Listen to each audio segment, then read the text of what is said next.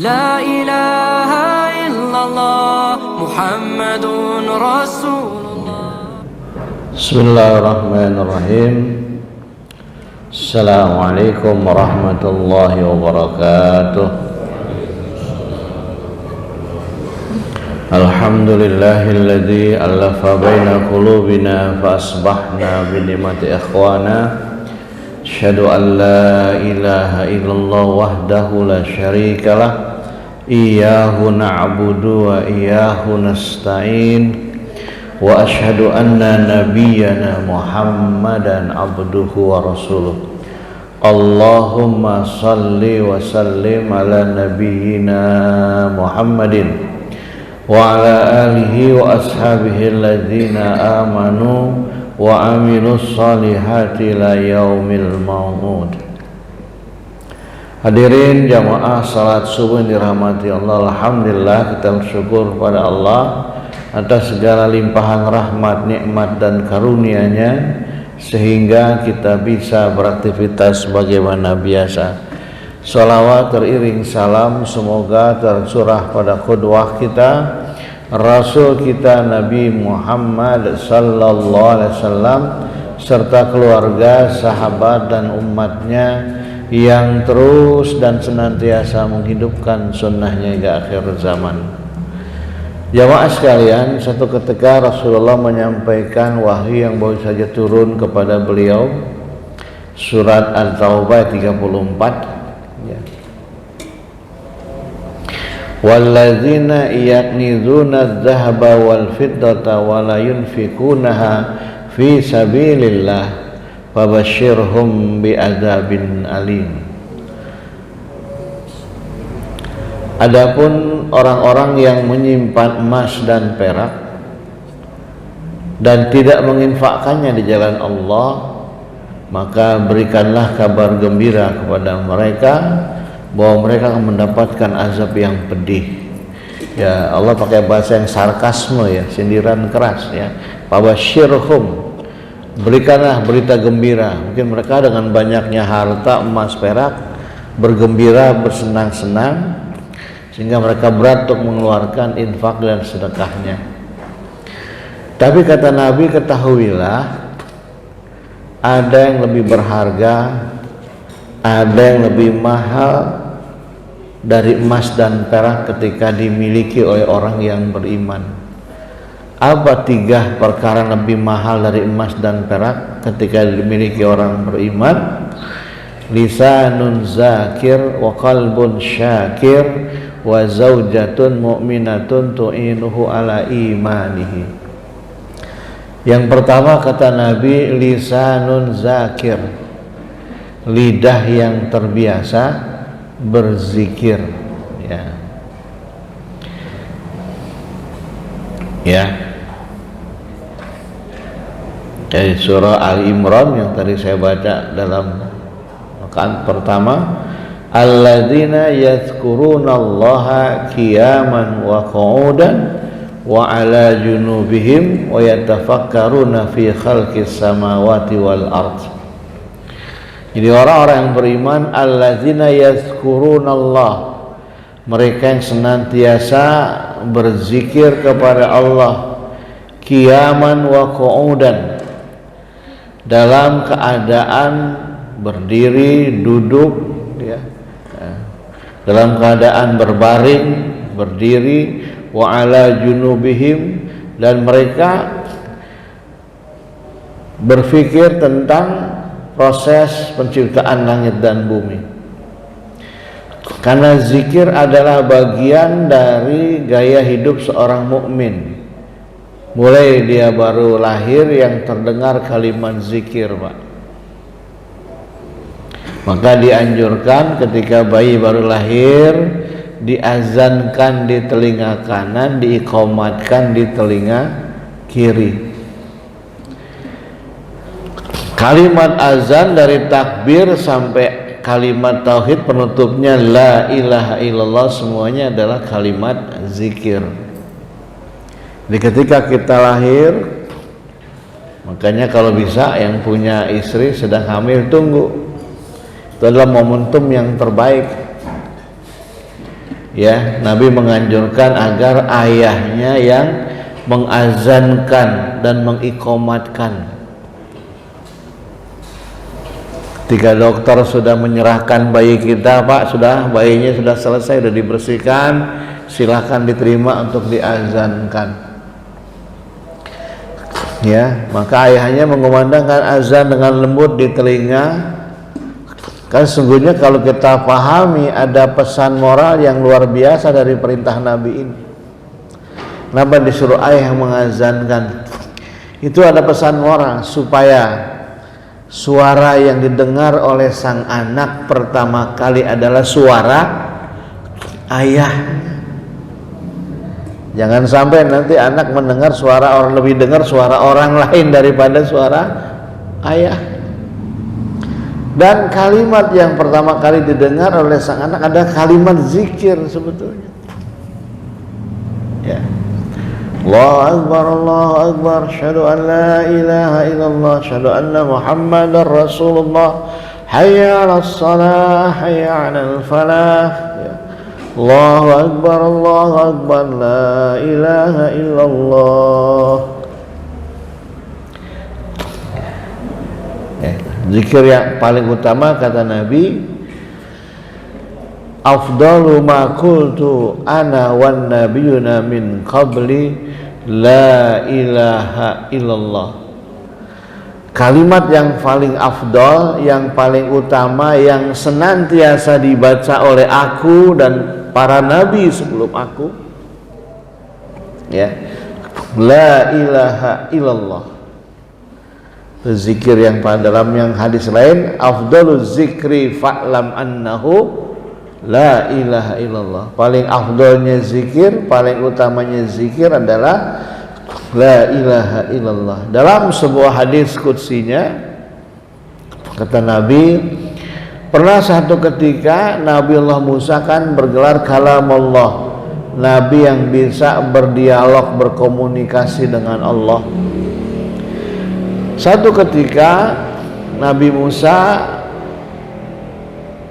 minta permohonan, ya Rabb, berikanlah aku amalan wirid ijazah yang dahsyat, yang luar biasa. Kata Allah, qul ya Musa la ilaha illallah. Hei Musa, kalau begitu wiridkanlah la ilaha illallah. Kata Nabi Musa, ini biasa. Ada nggak yang lebih luar biasa dari ini? Ya, kata Allah, ya Musa, andai kata bumi ini ditimbang, ya, bumi dan seluruh isinya disatukan ditimbang, dibandingkan dengan kalimat la ilaha illallah, maka jauh jomplangannya, lebih berat kalimat la ilaha illallah. Ya. Dan tidak semua orang, Abu Jahal, Abu Lahab aja nggak bisa mengucapkan itu, karena mereka tahu maknanya dan tahu konsekuensinya. Kalau sudah bersahadat, hidup mati kita hanya untuk Allah. Maka itu lisanun zakir, lidah yang terbiasa zikir, kita upayakan zikir yang paling utama, walaupun ada zikir-zikir yang lain. Saya habis sholat berzikir tasbih, tahlil, tahmid 33 kali. Maka yang paling utama daripada seluruh zikir adalah kalimat tauhid. Dan Allah berharap ketika lahir kita dizikirkan dengan azan iqamat oleh orang tua kita, penutup kehidupan kita pun dengan kalimat zikir. Man qala akhiru hayatihi la ilaha illallah dakhalal jannah.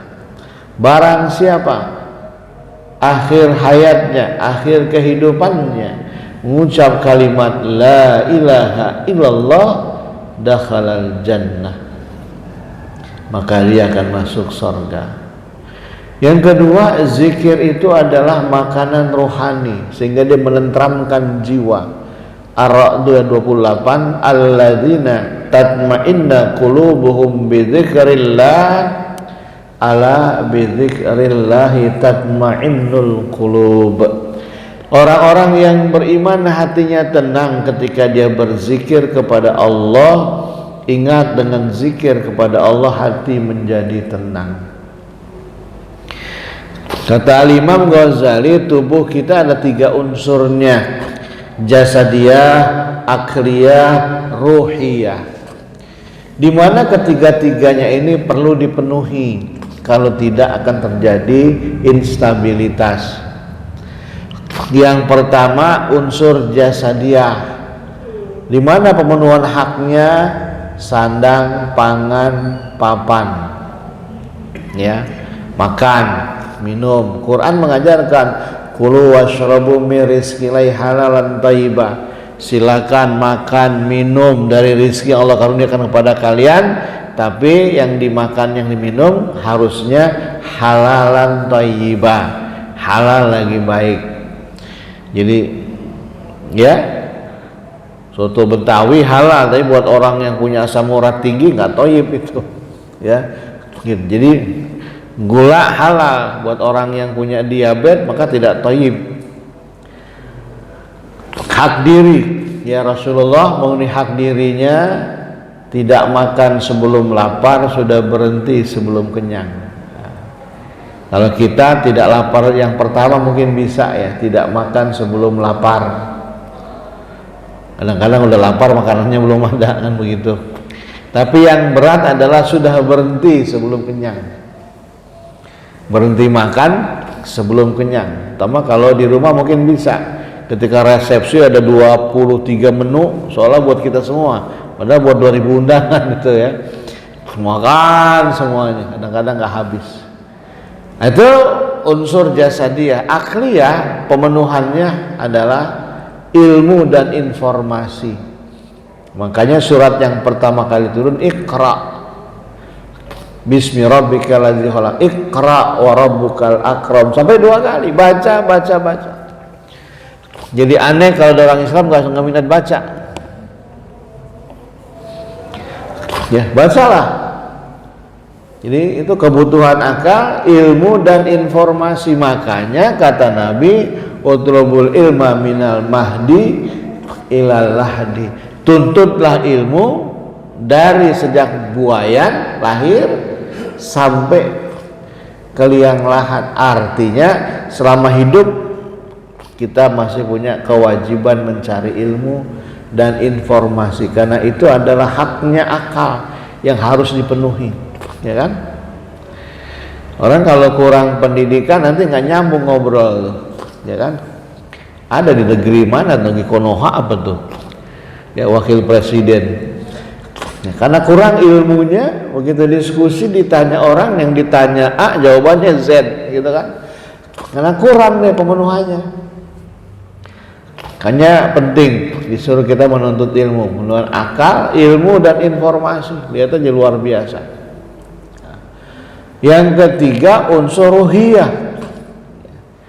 Ruhiyah itu kebutuhannya adalah zikir dan ibadah. Ya, karena habit kita beribadah. Wa ma khalaqtul jinna wal insa illa liya'budun. Kayak ikan, Pak. Kalau kita punya akuarium ikan, kalau airnya cukup, ada 5 ikan di akuarium sebesar ini, enak. Dia akan berenang dengan tenang, warawiri. Tapi begitu bocor, airnya berkurang. Arwana kita mungkin 8 cm lebarnya, airnya cuma 3 cm. Apa yang terjadi? Menggeleparlah sang ikan karena kurang air. Makin bocor nggak ketahuan karena kita tinggal keluar kota, kering itu air, lama-lama mati, ya. Jadi orang yang kurang berzikir, kata Nabi, ya, seperti mayat. Bahkan Quran menggambarkan seperti laba-laba. Ya, laba-laba dalam bahasa Qurannya ada surat laba-laba, Al-Ankabut. Jadi seperti laba-laba, kal ankabut, itu ikhfa, nun ketemu kaf dengung. Kal ankabut, nama hidupnya jadi kalang kabut karena nggak pernah berzikir. Itulah mana allazina tatma'innu qulubuhum bi dzikrillah, ala bi dzikrillah tatma'innul qulub. Orang-orang yang beriman dia akan tenang ketika dia berzikir kepada Allah. Ya. Nah, makanya pertama adalah lisanun zakir. Yang lebih berharga dari emas dan perak adalah lisan, lidah yang terbiasa berzikir. Bahkan ketika menjadi dawam, itu kalimat zikir kita akan punya pengaruh aura yang luar biasa.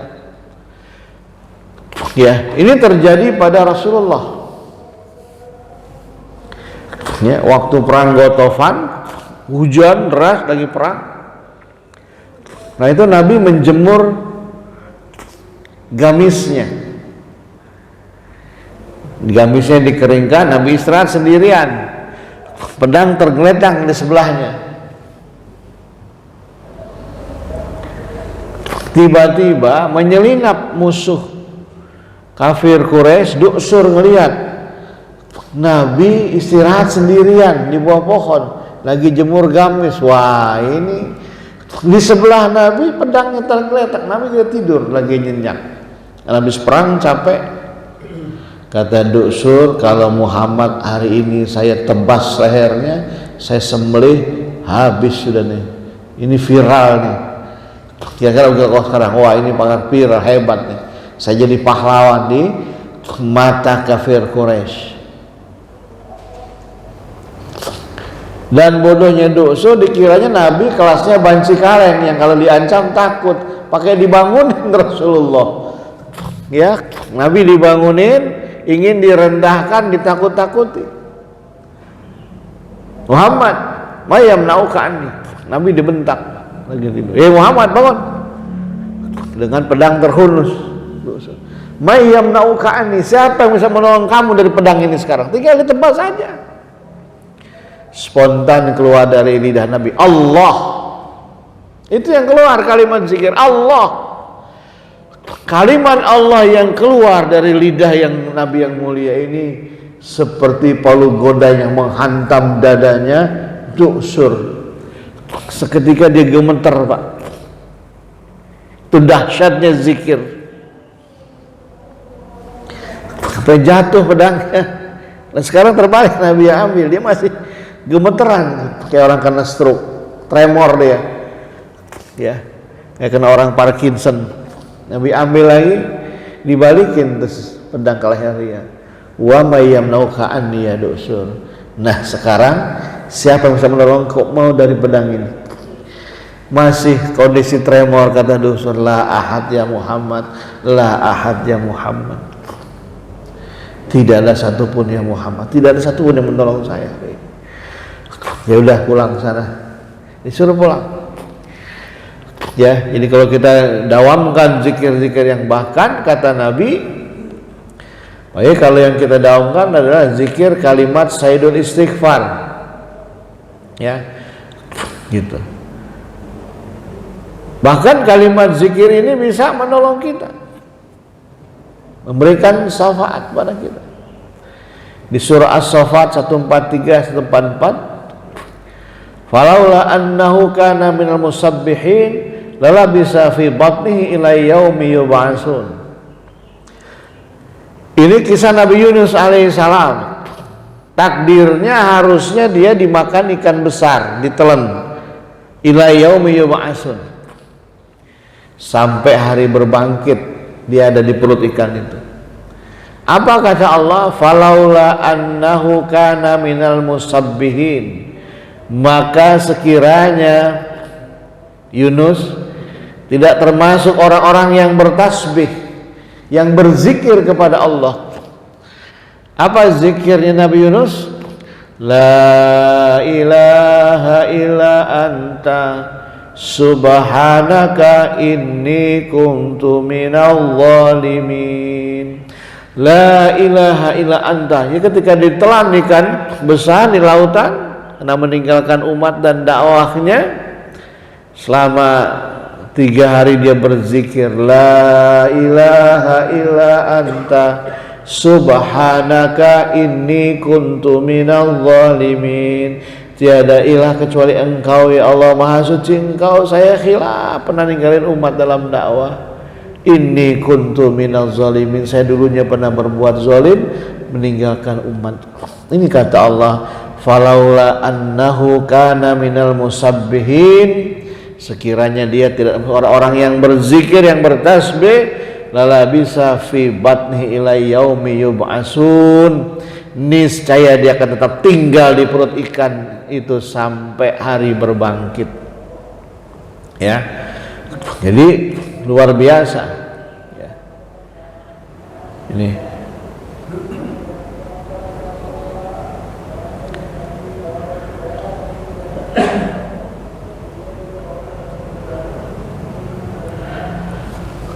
ya, bahkan kalau bisa kita punya kebiasaan atau mendaumkan kalimat zikir ya. Dalam hadis ini kata Nabi, siapa yang mendaumkan sayyidul istighfar ya, Allahumma anta rabbi la ilaha illa anta khalaqtani wa ana abduka wa ana ala abdika wa wa'dika mastata'tu a'udzubika min syarri ma sana'tu abu'u laka bi ni'matika alayya wa abu'u bi dzanbi faghfirli fa innahu la yaghfiru dzunuba illa anta. Ini dahsyatnya zikir kata Nabi, siapa yang mendawamkan sayyidul istighfar 3 kali di waktu pagi, 3 kali di waktu petang. Nabi biasa bacanya habis subuh, habis asar, rutin dia nggak putus, menjadi dawam zikir yang istiqomah. Allahumma anta rabbi la ilaha illa anta khalaqtani wa ana abduka wa ana ala ahdika wa wa'dika mastata'tu a'udzubika min syarri ma sanatu abu'u laka bi ni'matika alayya wa abu'u bi dzanbi faghfirli fa innahu la yaghfiru dzunuba illa anta. Kalau dia mendawamkan 3 kali zikir ini di waktu pagi dan petang, dan dia udah istiqomah nggak putus-putus. Andai kata dia berzikir di waktu pagi, wafat siangnya Allah sudah catat dia min ahlil jannah. Kalau dia wafat di siang di sore hari dia berzikir itu, malamnya wafat, maka di malam itu Allah sudah tercatat dia sebagai min ahlil jannah, ahli surga. Itu dahsyatnya kalimat zikir. Yang kedua, qalbun syakir, yang lebih mahal dari emas dan perak adalah hati yang senantiasa berzikir ya, hati yang selalu bersyukur. Wa qalbun syakir, hati yang selalu bersyukur. Ya, syukur dari kata sakara yaskuru syukran, terima kasih bahasa Indonesianya. Ya, di dalam Al-Quran selalu kata-kata syukur berdampingan dengan kufur. La in syakartum la azidanakum wa la in kafartum wa man sakara wa man kafara. Para ulama menjelaskan hati yang bersyukur itu seperti bunga yang merekah. Ya, kalau Bapak Ibu lihat di taman ada bunga mawar, itu kayak bunga yang merekah, indahnya terlihat, harumnya tercium. Itu orang yang bersyukur, hati yang bersyukur. Maksudnya apa? Jadi qalbun syakir, hati yang bersyukur itu seperti bunga yang merekah, indahnya terlihat, harumnya tercium. Dia punya harta bukan dipamerin, kemana-mana ada sedekahnya. Panti asuhan dibantu, lembaga pendidikan, perbaikan jalan masjid, keluarga butuh dia bantu. Harta adanya di tangan bukan di hati. Karena kalau orang kaya hartanya di hati, dia akan pemaaf ya. Selalu minta bantuan, minta maaf melulu dengan kan. Karena proposal dulu maaf nggak bisa bantu, ada ponakan datang maaf nggak bisa bantu, mertua minta bantuan oh maaf pak nggak bisa bantu. Kalau harta ada di hati dia akan jadi pemaaf. Tapi kalau harta ada di tangan adalah amanah, maka dia akan salurkan. Dia seperti keran air, tugas dia hanya menyalurkan saja. Itulah makna hati yang bersyukur seperti bunga yang merekah, indahnya terlihat, harumnya tercium. Oh, bapak fulan meninggal, ya Allah, ingat banget saya lagi kepepet anak kuliah, kalau nggak dibantu dia mungkin anak saya nggak selesai nih sarjana nih. Bapak fulan meninggal, ya Allah, orang baik meninggal, dia sering bantu loh ke masjid kita. Itu maknanya indahnya terlihat, harumnya tercium. Punya ilmu, ilmunya mencerahkan orang. Banyak orang tersadarkan, banyak orang kembali kepada Allah. Itu maknanya hati yang bersyukur. Punya jabatan, jabatannya memberi kesejahteraan pada masyarakat. Ya, betul-betul dia membela kepentingan umat, kepentingan rakyat. Ya. Seperti Umar bin Khattab, andai kata ada keledai jatuh, luka kakinya gara-gara jalannya rusak, nggak saya betulin, maka saya akan siap dituntut Allah nanti di hari hisab. Gitu. Lawan kata syukur kufur. Kufur itu menutup diri. Nah, kayak begini nih, tertutup nih. Dari luar orang nggak masuk. Makanya orang kafir, orang yang tertutup dari hidayah, nggak bisa masuk ya. Kayak Abu Jahal, Abu Lahab, lahir di Mekah, mainnya di Ka'bah, tapi malah benci sama Nabi, benci sama Islam. Coba. Kita jauh dari Ka'bah, jauh dari Mekah, tapi kita hidupkan sunnah Nabi di kehidupan kita. Itu bedanya. Jadi orang yang kafir tutup diri. Ya, jadi orang yang syukur, hati yang bersyukur tadi ya. Yang kedua, hati yang bersyukur qanaah minan ni'mah. Merasa cukup atas nikmat dan karunia Allah. Ya. Jadi yang diterima itu maknanya di surah Ibrahim ayat 7, la in syakartum la azidannakum wa la in kafartum inna adzabi lasyadid. Sungguh jika kamu bersyukur kepadaku maka aku akan tambah nikmat yang ada padamu. Qanaah minan nikmah. Makanya kata Nabi dalam sebuah hadis, an Abi Hurairah qala Rasulullah, unzuru ila man huwa asfala minkum wala tanzuru ila man huwa fawqakum fa innau ajdaru ala tazdaru nikmatallah alaikum. Dari Abu Hurairah, dia berkata, Rasulullah bersabda, lihatlah orang yang ada di aspal. Aspal kan di bawah. Wala tanzur man huwa fawqakum. Jangan melihat orang yang di atas kalian. Ya, bahasa Arab kan di atas tuh ada fauqo, ada ala. Kalau yang ala kan begini, al-kubu alal maktab. Ya, gelas di atas meja nempel. Kalau fauqo begini, Pak. Al-kubu fauqal maktab, gelas di atas meja. Kalau yang ala nempel, kalau yang fauqo di atas juga tapi nggak nempel. Luar biasa bahasa Nabi, wala tanzuru man huwa fauqakum. Jangan lihat orang yang berada di awang-awang di atas kamu rizkinya.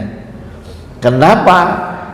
Ya, karena ketika engkau berbuat itu lebih pantas engkau berakhlak seperti itu sehingga tidak meremehkan nikmat yang Allah anugerahkan. Sehingga kita nggak meremehkan nikmat Allah. Karena kalau kita selalu lihat orang yang rizkinya mengawang-awang di atas kita, nanti kalau bahasa Perancisnya jadinya sawang sinawang. Ada yang ngerti bahasa Perancis nggak? Sawang sinawang. Paham sawang sinawang, Pak? Suka ngiri sama orang seperti yang dia lihat, padahal belum tentu seperti kelihatannya. Tetangga punya mobil, waduh, enak dia mah udah naik turun mobil. Wah, kemarin masih pakai motor, waduh, enak kalau punya mobil yang adem. Itu kata kita. Yang naik mobil gerah. Nanti tiap bulan 5,5 juta cicilannya. Kalau telat datangin ambon-ambon di rumahnya. Kita melihatnya begitu. Wah, dia mah enak, udah manajer, pakai dasinya beda, rapi, bajunya juga, wah, kinclong. Kata kita, yang kita bilang enak lagi stres, dikejar-kejar target pekerjaan, kalau enggak diancam akan dimutasi. Wah, dia mah enak, mertuanya orang kaya itu, tanahnya lebar di mana-mana, udah aman. Kata kita enak, si mantu lagi tertekan benar disuruh-suruh ngomong mertua. Kita nggak pernah tahu. Kayaknya wala tanzur man huwa fawqakum, jangan melihat orang yang rezekinya mengawang-awang di atas kamu, sehingga kita menjadi tidak bersyukur. Yang ketiga, hati yang bersyukur tidak hasad terhadap nikmat orang lain.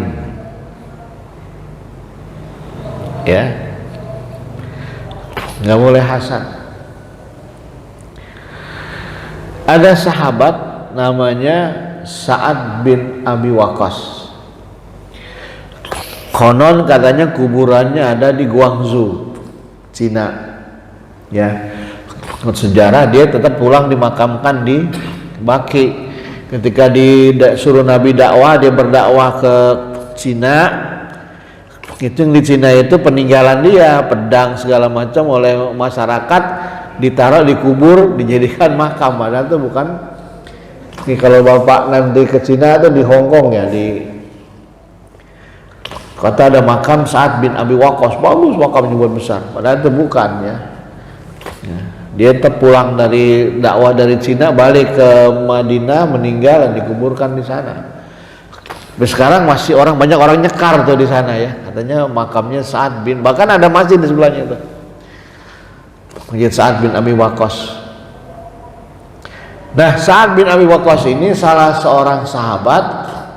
Dia adalah satu dari 10 orang yang digaransi Nabi masuk surga ketika orangnya masih pada ada hidup. Satu hari ada orang Madinah yang kepengen tahu kayak apa sih kemuliaan Sa'ad ibadahnya sehingga terjamin masuk surga. Dia diam-diam minta izin, pura-pura lagi marahan sama orang tua. Ya, saat saya lagi bete di rumah nih sama ayah saya, ibu saya, Pak, boleh nggak nginep cari ketenangan di rumahmu?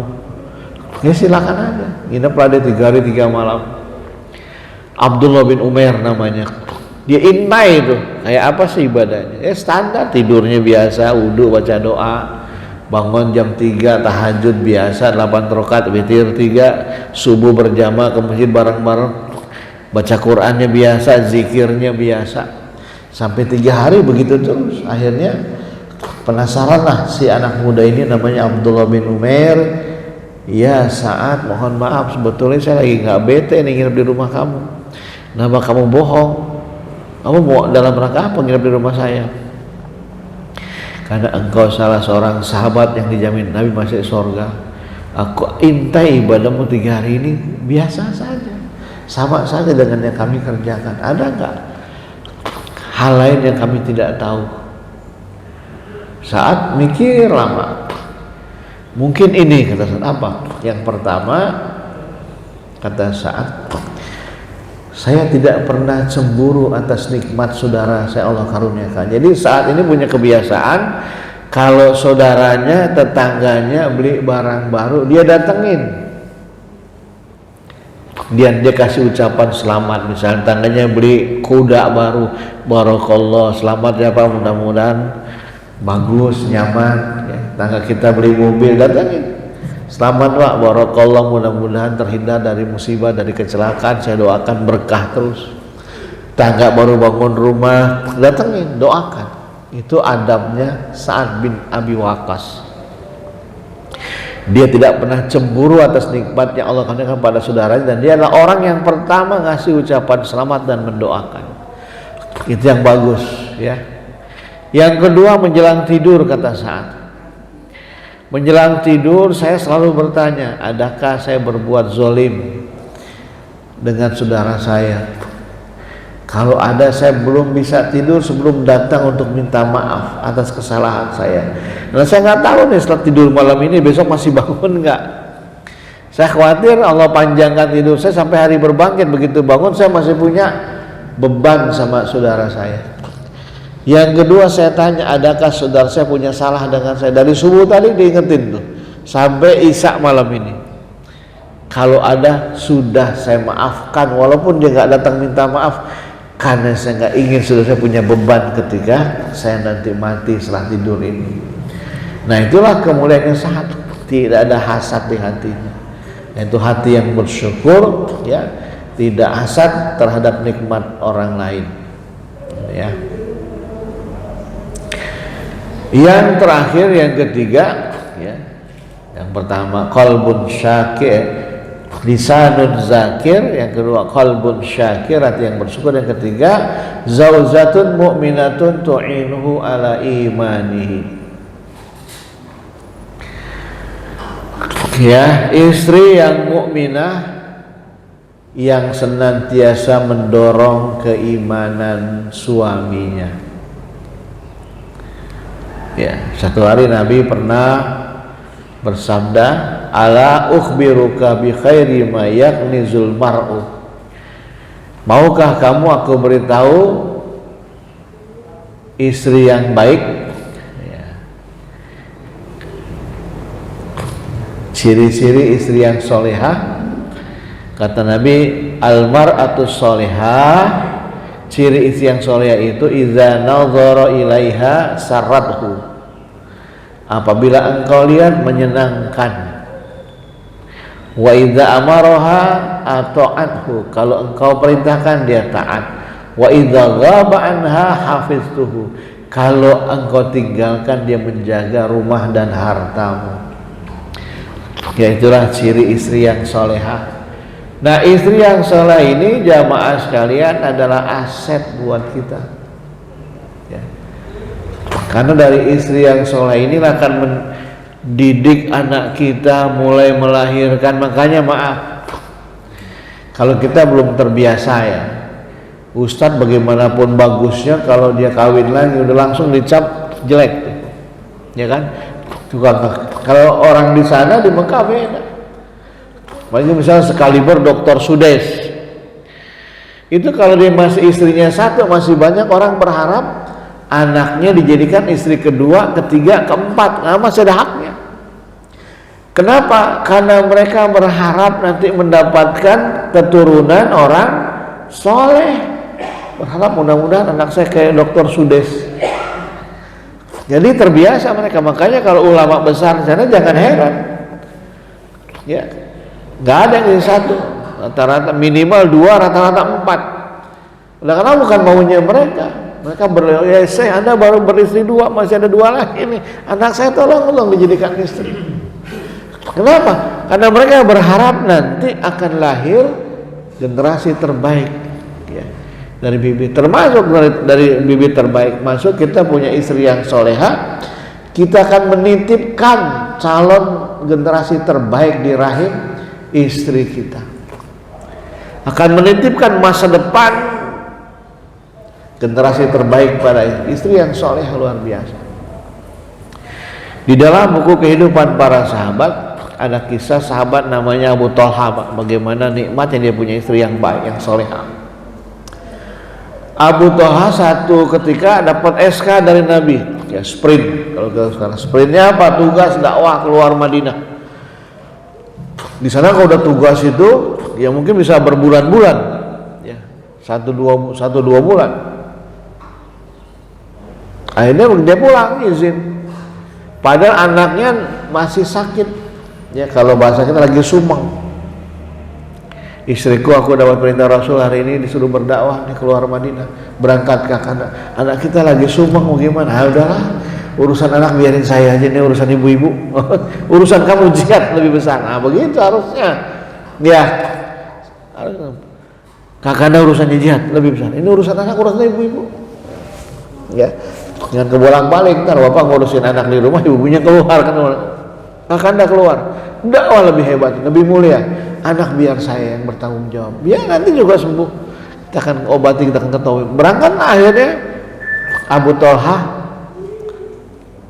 ya, berdakwah keluar Madinah. Begitu dia berangkat, anak yang sumeng tadi makin demam tinggi, sudah ke tabib, sudah berobat, nggak tertolong, meninggal. Muslim sedih luar biasa. Suami nggak ada lagi dakwah atas perintah Rasulullah, anaknya meninggal. mana anak laki pertama satu-satunya, setelah diurus oleh keluarga, tetangga, maka dia menghimbau nanti setelah dikuburkan, nanti saya mohon ya Bapak Ibu, para keluarga tetangga, kalau suami saya pulang sedang dapat amanah besar tugas dakwah dari Nabi, tolong jangan ada yang memberitahukan kematian putra tercintanya, kecuali biar saya saja yang menjelaskan dengan cara saya, supaya tidak shock mentalnya nanti. Ya bayangkan pulang dari dakwah anak meninggal, tetangga sepakat pokoknya kalau saat pulang nggak akan cerita tentang kematian anak, biarlah istrinya yang cerita. Dia punya istri yang soleh begitu, dia tanggung jawab. Akhirnya pulanglah Abu Thalhah dari dakwah, kebetulan sampai di Madinah sudah larut malam. Dia ketok pintu, beri salam, dijawab, waalaikumsalam, wahai kakaknya datang.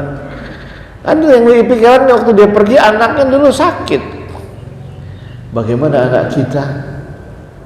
Wahai kakaknya, sudah jangan pikirin. Dia pakai bahasa bersaya, istri yang soleh. Tenang, anak kita sudah tenang di tempatnya, jangan diganggu.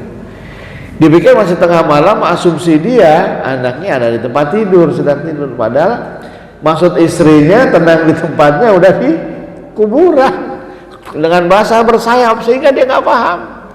Dia nggak tahu nah layaknya pengantin muda, keluarga muda, lama nggak ketemu kan rindu, dan dia paham kebutuhan suaminya, dilayani dengan baik kerinduan suaminya, dia tugaskan kebutuhan batin suaminya, tidur mereka istirahat, menjelang subuh mandi selesai, menjelang suaminya ke masjid, kakanda sebelum ke masjid, boleh nggak saya minta satu permintaan, saya mau ngobrol sebentar, ada yang mau saya tanyakan. Apa itu? Andai kata kita pinjam barang sama tetangga, barang ini dah kita pinjam lama, yang punya minta, kira-kira layak nggak saya pertahankan barang punya tetangga itu? Kata Abu Thalhah, ya enggak lah. Nah itu bukan punya kita, kita cuma pinjam, yang punya lebih berhak dari barang itu. Bukankah anak juga pinjaman dari Allah? Ketika kau pergi berdakwah, sudah keadaan sumek panas, saya udah ke tabib, ke dokter, nggak tertolong, yang punya minta, saya bisa apa? Marah Abu Thalhah, ya Allah, semalam nggak cerita kamu, kau bilang tenang, iya maksud aku tenang di tempat itu, tenang di alam kubur. Marah dia, tinggalkan istrinya, sholat subuh bareng Nabi. Nah habis sholat curhat sama Nabi, ya Rasul, bagaimana nih istri saya kok begini amat, anak saya sakit tuh, kau suruh dakwah, dia datang malah nggak cerita, pakai bahasa bersar, saya nggak, baru tadi dia cerita anak saya meninggal. Kata Nabi, wahai Sa'ad Abu Thalhah, bersyukurlah engkau memiliki istri yang solehah. Aku doakan pelayanannya kepadamu, kesabarannya kepadamu, Allah ganti dengan yang lebih baik atas anakmu yang sudah dipanggil Allah. Terijabah Bu, bulan berikutnya hamil anaknya, lahir laki-laki, hamil lagi, lahir laki-laki, sampai Abu Thalhah punya 5 anak lelaki yang 5-5-nya hafal Quran. Ya itu penting ya, punya istri yang mukminah yang mendorong keimanan kita sebagai suami. Makanya istri yang soleha, Bapak Ibu sekalian, adalah sebuah aset yang harus kita jaga. Nah inilah jamaah sekalian, kajian kita mengambil surah At-Taubah 34 tentang 3 perkara yang lebih mahal dari emas dan perak ketika dimiliki oleh orang beriman. Lisanun zakir, yang pertama lidah selalu berzikir, yang kedua qalbun syakir, hati yang selalu bersyukur, yang ketiga wa zaujatun mu'minatun tu'inu ala imanihi, istri yang mukminah yang salehah yang senantiasa mendorong keimanan suaminya. Ini saja, dan saya mohon doa insyaallah ya, nanti dini hari berangkat umroh, ada 18 jam tak dibawa, tak dibimbing. Insyaallah nanti kita akan ke Uzbekistan dulu, karena ini request keluarga yang jadi 5 hari di Uzbek, 3 hari di Madinah, kemudian 4 hari Madinah, 3 hari di Mekah. Insyaallah kembali tanggal 15 November. Jadi mohon doanya mudah-mudahan dilancarkan, dimudahkan, amanah dalam membimbing jamaah. Insyaallah nanti saya doakan juga di sana Bapak Ibu yang belum sampai, semoga sampai untuk bisa bertalbiyah ke rumah Allah. Karena haji umroh ada yang karena nisabnya, karena nasibnya. Nisabnya mau dia mampu, duitnya ada, itu sampai kepada nisabnya. Ada orang ekonomi cekak tapi nyampe, itu nasibnya dia nyampe ke sana. Ya mudah-mudahan kita dua-duanya, entah karena nisab, entah karena nasib, bisa sampai ke sana insya Allah. Bikurang saya mohon maaf. Assalamualaikum warahmatullahi wabarakatuh.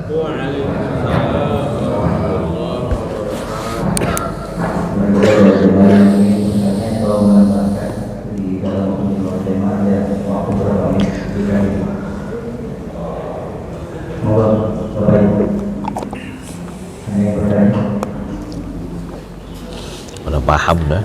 Baik, kalau kita saat itu alhamdulillah waktu syukur dari kebenaran ini alamnya. Dan kami sampaikan terima kasih kepada jemaah sekalian pada berkontribusi pada di Muharram Borneo yang tema yang sangat menarik tadi, dan juga jemaah sudah begitu paham dan disampaikan oleh beliau. Dan juga beliau itu menjadikannya dan juga dan beliau juga tidak berita sekali mendoakan kita di sana banyak bapak dan yang baik untuk mungkin kita menyempurnakan kali bagian ini. Kita tutup doa.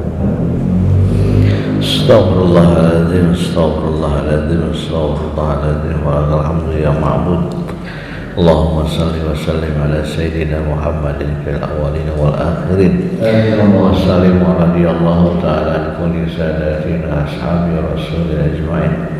Bismillahirrahmanirrahim. Alhamdulillahi rabbil alamin. Hamdan na'imin, hamdan syakirin, hamdan imamin mazidah. Ya Rabbana lakal hamdu wa lakal syukru kama yanbaghi li jalali wajhikal karim wa azim sultanik. Allahumma ja'al dinana dina Muhammadin sallallahu alaihi wasallam wa imanana imanal mu'minin wa ruku'ana ruku'al mutawaddi'in wa sujudana sujudal mutadharin wa niyatana niyatal mukhlisin wa dhunubana dhunubal mustaghfirin wa hayatana hayatal ulama'i salihin wa mautana mautas syuhada wa khsulna min suratil awliya wa dakhilna al-jannata mal anbiya bi rahmatika ya arhamar rahimin.